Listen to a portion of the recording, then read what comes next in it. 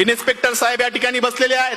साहेब, AC मध्ये बसणारी पोरं दंगलीमध्ये आज जात नाहीत, जातात तुमची आमची लेकरं, तुमची आमची भाऊ. म्हणून ही कविता, तिचं नाव चल दंगल समजून घेऊ. आदेश आले, अफवा आल्या, रंगीबिरंगी झेंडे आले, दगडासोबत धोंडे आले, कळपा कळपा न गेंडे आले, धर्मासाठी कडवे आले, मतांसाठी भडवे आले. दंगल पेटली, घरं पेटले, दंगल पेटली, घरं पेटले, हलक्या मेंदूचे पेटून उठले, गाड्या तुटल्या, काचा फुटल्या, यात माणसांचं मरण झालं, ब्रेकिंग न्यूजला कारण झालं, पत्रकार घटनेच्या खोलात गेले, घटनास्थळीचे जेलात गेले. त्यांना जामीन द्यायला आलं कोण?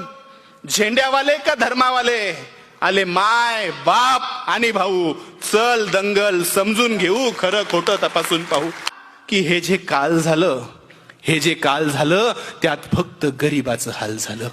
हे जे काल झालं त्यात फक्त गरीबाचं हाल झालं. पोलिसांना उडकली, त्यात सगळी पोरं अडकली. मग दाखल केस, दाखल शिक्षा, मग कशाची शाळा आणि कशाची परीक्षा.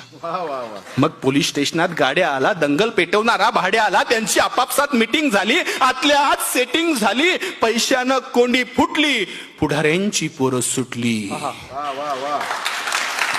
असं सगळं घडतं दंगलीच्या भोवताल, असं सगळं घडतं दंगलीच्या भोवताल. पेटवणाऱ्याची सुटतात, बाकी भाकरीसाठी मवताल. आता जेलात त्यांच्या ढुंगणावर रोज कच्चून दंडे पडतात. दादा हो, एकदा जाताना साहेबाला विचारा, कोलम कसा असतो, थर्ड डिग्री कसा असतो. आता त्यांच्या ढुंगणावर जेलात रोज कचून दंडे पडतात. पेटवणाऱ्याची सुटली, बाकी सालोसाल सडतात. असं सगळं दंगलीमध्ये होत असतं भाऊ. चल दंगल समजून घेऊ, खरं खोटं तपासून पाहू.